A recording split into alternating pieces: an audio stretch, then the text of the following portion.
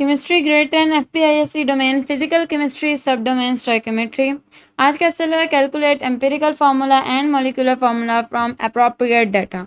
अच्छा, बीच में एक चला था टाइट्रेशन का, वो चूंकि PBA था तो आप लोगों को PBA के प्लेलिस्ट के अंदर ही मिलेगा। जो PBA कैसे लोज हैं वो वहाँ पे डिस्कस होते हैं। तो यहाँ पे भी हम लोगों ने एम्पिरिकल फार्मूला और मॉलिक्यूलर फार्मूला कैलकुलेट करना सीख रहे हैं। हम लोग पिछली क्लासेस में अपनी केमिस्ट्री के अंदर, अपनी बायोलॉजी के अंदर एम्पिरिकल फार्मूला और मॉलिक्यूलर फार्मूला डिटेल से पढ़ के आए थे। इसके अंदर हम लोगों ने कैलकुलेट करना सीखना है। तो एक बार अगर मैं इसको रिवाइज कर दूँ जल्दी से कि what is empirical formula and what is molecular formula. तो जो आप लोगों के पास एम्पिरिकल फार्मूला होता है वो सिंपलेस्ट रेशो होती है सारे एलिमेंट्स के इन अ मॉलिक्यूल, और जो मॉलिक्यूलर फार्मूला है वो एग्जैक्ट नंबर ऑफ एलिमेंट्स बताता है आप लोगों के एक मॉलिक्यूल के अंदर। अगर आप लोग एग्जांपल ले लेते हो ग्लूकोज की, ठीक है, तो उसका जो आप लोगों का मॉलिक्यूलर फार्मूला है C6H12O6, यानी एक ग्लूकोज के मॉलिक्यूल के अंदर इन टोटल 6 कार्बन के एटम्स हैं, 12 हाइड्रोजन के एटम्स हैं और 6 ऑक्सीजन के एटम्स हैं।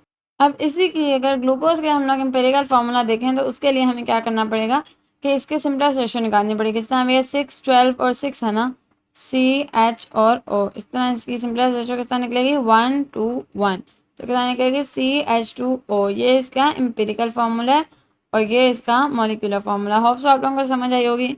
कोई और भी एक एग्जांपल ले लेते हैं। अब जैसे आप लोग कोई भी एक आप लोग बना सकते हो अपने पास C2H2H4। C2H4 मैंने एक ऑर्गेनिक कंपाउंड है मैंने लिया, तो इसका मॉलिक्यूलर आप लोगों का फार्मूला ये होगा और एम्पिरिकल फार्मूला ये होगा। ये बस जस्ट रिकॉल था आप लोगों का। अब हम लोग इसे कैलकुलेट करना सीखेंगे डाटा के थ्रू। अच्छा, अब आप लोग जो कैलकुलेशंस करोगे ना उसके अंदर आप लोगों को एक नई चीज़, एक नया कॉन्सेप्ट तो समझाएंगे, जिसे हम लोग कहते हैं परसेंटेज कंपोजिशन। इसका नाम सुनते ही हमें समझ आ रही है कि इसका क्या मतलब है कि जितने भी आप लोगों के पास मासेस होंगी ना या मॉल्स होंगे, आप लोगों को परसेंटेज के अंदर, मॉल्स नहीं मासेस, आप लोगों को परसेंटेज के अंदर दी जाती हैं। उसका आप लोग कहते हैं मास परसेंटेज। तो हम वो जिस तरह दे सकते हैं कि हाइड्रोजन की जो है वो 87 है और इसी तरह ऑक्सीजन की जो है वो अराउंड 13 है, इस तरह। तो जो सारे एलिमेंट्स की टोटल होती है ना वो 100, क्योंकि परसेंटेज 100 से है। तो आप लोग इस मास परसेंटेज जो है ना, इसको आप लोग पहले कन्वर्ट करते हो टू मोल्स। पहले आप लोग इसे अज्यूम करते हो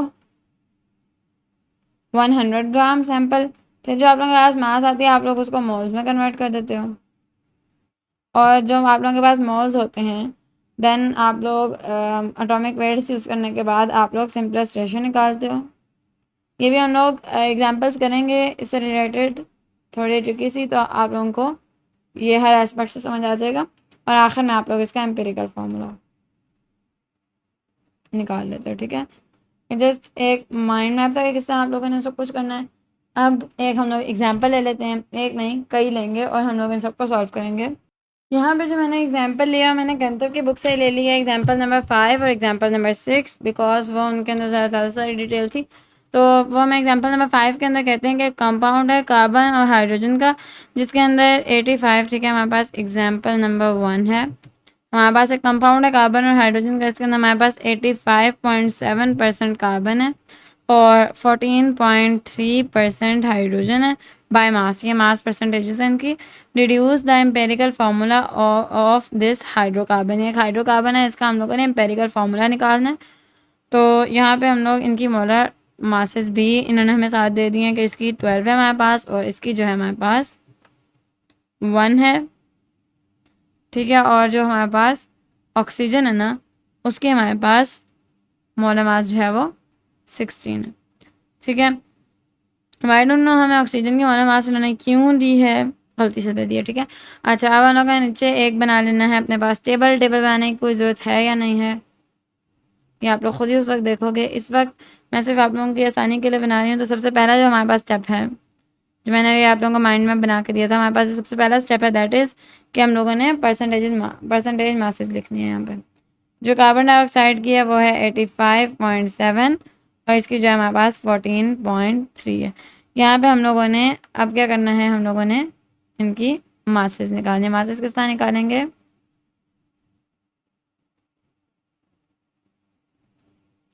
मासेस नहीं सॉरी मोल्स निकालने हम लोगों ने। तो मोल्स के साथ निकालते हैं मास डिवाइडेड बाय मोलर मास, तो 85.7 डिवाइडेड बाय मोलर मास 12 और यहाँ पे 14.3 डिवाइडेड बाय 1। तो इसका आंसर आप लोगों के पास आ जाएगा 14.3 मोल्स और इसका आंसर आप लोगों के पास आ जाएगा 7.142 मोल्स। ठीक है, सेकंड स्टेप भी हो गया कि मोल्स आप लोगों ने निकाल लिए हैं। अब जो आगे आप लोगों के पास third and the last step है कि आप लोगों ने रेशो निकालनी है, सिंपलेस्ट रेशो। सिंपलेस्ट रेशो किस तरह निकालते हैं कि जिसके टेबल पे दोनों जा रहे हो ना उससे आप लोग इसको डिवाइड कर देते हो। तो इसको भी आप लोग 7.142 से डिवाइड करोगे, उसका भी 7.142 से डिवाइड करोगे, तो जिसका आंसर है वो 2 आ जाएगा और इसका आंसर आप लोगों के पास 1 आ जाएगा। तो रिजल्टेंटली जो एम्पेरिकल फार्मूला आप लोगों के पास वो आप लोगों के पास C1H2 है जो कि CH2 के इक्वल है। तो इस तरह हम लोगों ने एग्जांपल नंबर 1 का एम्पेरिकल फार्मूला निकाल लिया है। ये एग्जांपल देखने के बाद अब इंशाल्लाह अगली एग्जांपल आप लोग खुद कर सकोगे वीडियो पॉज करके। तो अगली एग्जांपल मैं देती हूँ, वीडियो पॉज करो, पहले खुद सॉल्व करने की कोशिश करो एंड देन सोल्यूशन देखो। अच्छा, बाय द वे पहली एग्जांपल और दूसरी एग्जांपल हम लोग एम्पेरिकल फार्मूला निकालने के लिए कर रहे हैं और जो तीसरी एग्जांपल होगी वो इंशाल्लाह मॉलिक्यूलर फार्मूला निकालते हुए करेंगे। मॉलिक्यूलर फार्मूला निकालना आसान है, जो ट्रिकी पार्ट था वो एम्पेरिकल फार्मूला निकालना ही है। तो एग्जांपल जो हम लोगों ने दूसरी लेनी है वो ये है कि a sample of liquid consisting of carbon, hydrogen and oxygen was subjected to combustion analysis. तो इसके अंदर जो 0.750 ग्राम ऑफ कंपाउंड है आप लोगों के पास, ठीक है, जिसके अंदर आप लोगों के पास हाइड्रोजन भी है, कार्बन डाइऑक्साइड भी है और ऑक्सीजन भी, सॉरी कार्बन भी है और हाइड्रोजन भी है, ऑक्सीजन भी है। और जो ये कंपाउंड था आप लोगों का, इसने कंबशन के बाद आप लोगों को 1.650 ग्राम ऑफ कार्बन डाइऑक्साइड दिया है, 0.900 ग्राम ऑफ H2O दिया, और वो कह रहे हैं कि एम्पिरिकल फार्मूला निकालना है हम लोगों ने इस कंपाउंड का। तो इस कंपाउंड का हम लोग किस तरह एम्पिरिकल फार्मूला निकालेंगे, हम लोग एक टेबल बनाने जा रहे हैं HO और C का, ऐसे, ठीक है। और सबसे पहले हम लोग यहाँ पे परसेंटेज मासेस देखते हैं। तो अब हम लोग क्या करने लगे हैं कि हम लोग इनकी परसेंटेज मासेस खुद निकालने लगे हैं। परसेंटेज मासेस खुद किस तरह निकालेंगे, कार्बन, इसके मैं अगर आप लोगों को इसका फॉर्मूला बताऊं तो अगर हम लोगों ने कार्बन की परसेंटेज मास निकालनी है ना, तो हम लोग the mass of carbon dioxide multiply by the molar mass of carbon dioxide divided by आप लोगों के पास आती है mass of the organic compound, यानी जो भी आप लोगों के पास ऑर्गेनिक कंपाउंड है उसकी मास, ठीक है, फॉर्मूला है इसके लिए। इसको आप लोगों ने किससे मल्टीप्लाई करना है, मोलर मास ऑफ CO2 से, और इसको 100 से मल्टीप्लाई कर देना, ठीक है। इस तरह आप लोग कार्बन की परसेंटेज मास निकाल सकते हैं। इसी तरह अगर आप लोगों ने हाइड्रोजन की निकालनी है तो इसकी जगह आप लोग मास ऑफ हाइड्रोजन पुट करोगे और इसकी जगह आप लोग molar mass of hydrogen put करोगे, H2, ठीक है। इधर आप लोगों ने H2 पुट करना है, तो अगर मैं यहाँ पे लिख भी दूँ कि परसेंटेज मास ऑफ H2 किस तरह निकालेंगे आप लोग के mass of H2O multiply by molar mass of H2 divided by mass of organic compound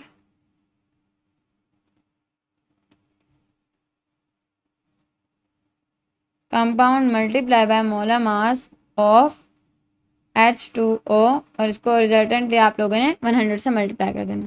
अच्छा, ये अब स्पेसिफिकली एक इस तरह का कंपाउंड हम लोगों ने लिया है, उसके हम लोग परसेंटेज मास निकाल रहे हैं। इसके अंदर हमारे पास कार्बन डाइऑक्साइड है, हाइड्रोजन है और ऑक्सीजन है। यानी अगर इस तरह का कोई हमें वो कंपाउंड है इसके अंदर कार्बन हो, हाइड्रोजन और ऑक्सीजन, इस तरह ये उन्होंने हमें एग्जाम्पल के अंदर दिया है।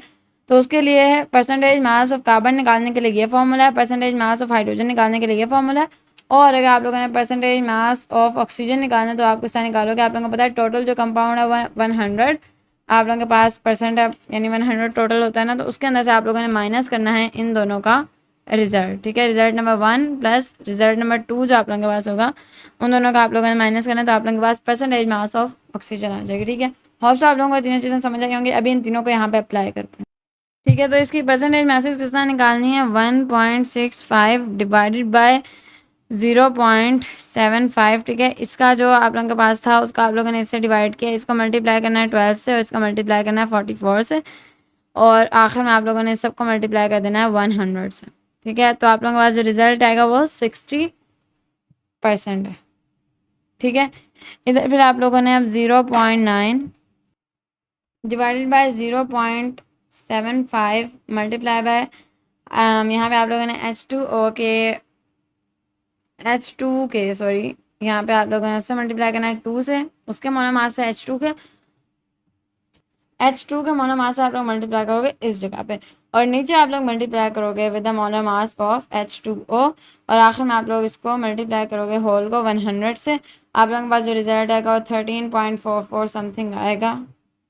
तो ये आप लोगों के पास परसेंटेज मास ऑफ हाइड्रोजन आ गई है। ठीक है, अब परसेंटेज मास ऑफ ऑक्सीजन के साथ निकालेंगे, इसके अंदर से हम लोग माइनस करेंगे 60 + 13.44, और आप लोगों के पास जो रिजल्ट आएगा वो 26.56 है अराउंड। ठीक है, अब ये आप लोगों के पास परसेंटेज मासेस आ गए हैं, इनसे अगर आप लोगों ने मोल्स निकालने हैं तो किस तरह निकालने हैं कि आप लोगों ने 60, अब देखिए परसेंटेज आप लोगों के पास जो है वो 100 में से, तो हम लोग इसे 100 ग्राम सैंपल मान लेते हैं, और इसको 60 ग्राम मान लेते हैं, इसको 13.44 ग्राम मान लेते हैं, और इसको 26.56 ग्राम मान लेते हैं। यानी हम ये मान लेते हैं कि जो हमारे पास कंपाउंड था ये पूरा हमारे पास 100 ग्राम का था, तो फिर ये हमारे पास ग्राम बन जाएंगे, तो हम लोग ग्राम को डिवाइड करें, मास डिवाइड बाय मोलर मास हमारे पास मोल्स के इक्वल आ जाएगा 5 मोल्स। इसी तरह यहाँ पे हमारे पास mass divided by molar mass, hydrogen की मोलर मास डाली है, और यहाँ पे हमारे पास इसके मोल्स आ जाएंगे।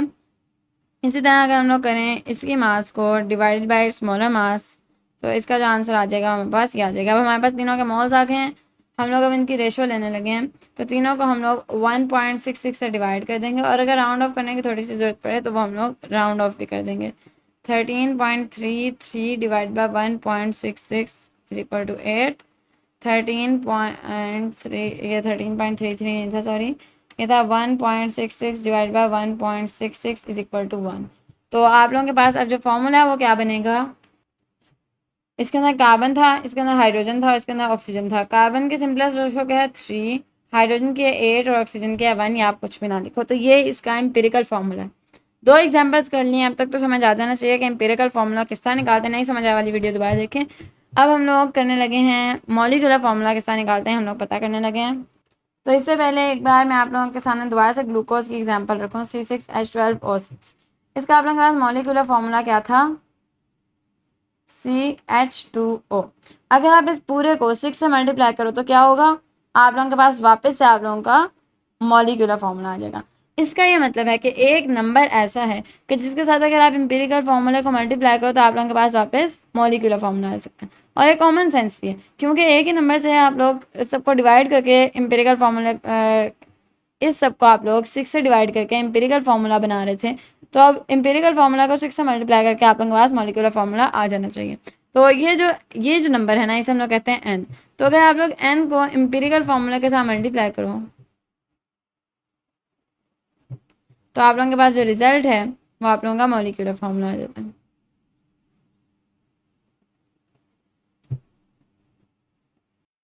तो ये n निकालने के लिए आप लोग क्या करते हो कि the molar mass of empirical of molecular फार्मूले को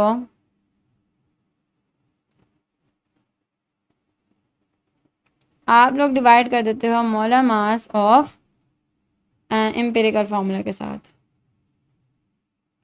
अब इतना डाटा वो आप लोगों को क्वेश्चन में प्रोवाइड करेंगे, इसके लिए परेशानी होना है, यानी इतना डाटा आप लोगों के पास होगा कि आप लोग रिजल्ट निकाल लो। इसके लिए एक एग्जांपल करते हैं कि ज़रा इजी है, बस आप लोगों ने n निकालना है, उसको अपने एम्पिरिकल फार्मूले के साथ मल्टीप्लाई कर देना। ठीक है, तो उन्होंने हमसे कहा है compound has the empirical formula CH2Br, यानी उन्होंने बोला ये आप लोगों के पास एम्पिरिकल फार्मूला है। ठीक है, वो कह रहे हैं it's relative molecular mass is, ये आप लोगों के पास जो इसका मॉलिक्यूलर मास है ऑफ दिस वन, ये आप लोगों के पास है 187.8। Deduce the molecular formula of this compound. तो यहाँ पे उन्होंने फिर हमें ये बता दिया कि मोलर मास ऑफ Br जो आप लोगों के पास है वो 79.9 है। ठीक है, इसी तरह जो C के आप लोगों के पास है वो 12 है और H की 1 है। अच्छा, अब ये ज़रूरी नहीं है कि हर बार वो आप लोगों को एम्पिरिकल फार्मूला प्रोवाइड करें, वो ये भी कह सकते हैं कि एम्पिरिकल फार्मूला का मोलर मास ये। अब आप लोगों ने क्या करना है कि आप लोगों ने एम्पिरिकल फार्मूला भी खुद निकालना है।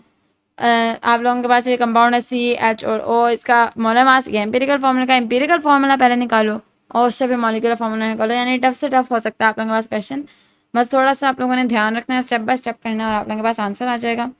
तो ये उन्होंने हमने तीनों के मॉलिक्यूलर मास दी है। अब हमने molecular mass of empirical formula तो दे दिए, अब हम लोगों ने निकालना है molar mass of molecular formula.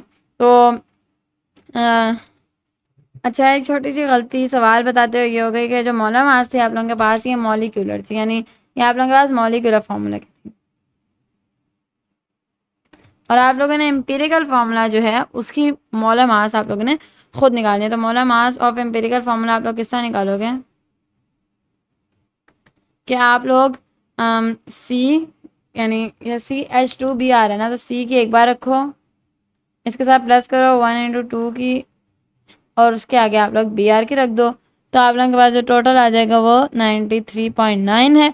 आप लोगों के पास अब अपना रिलेटिव मॉलिक्यूलर मास भी है। अब आप लोग n निकालोगे, यहाँ से n के साथ निकालोगे कि 187.8 डिवाइडेड बाय 93.9, इसका आंसर आप लोगों के पास आ जाएगा 2। ठीक है, अब 2 आ गया, अब आप लोगों ने इसको 2 से मल्टीप्लाई कर देना है। तो जो आप लोगों के पास मॉलिक्यूलर फार्मूला है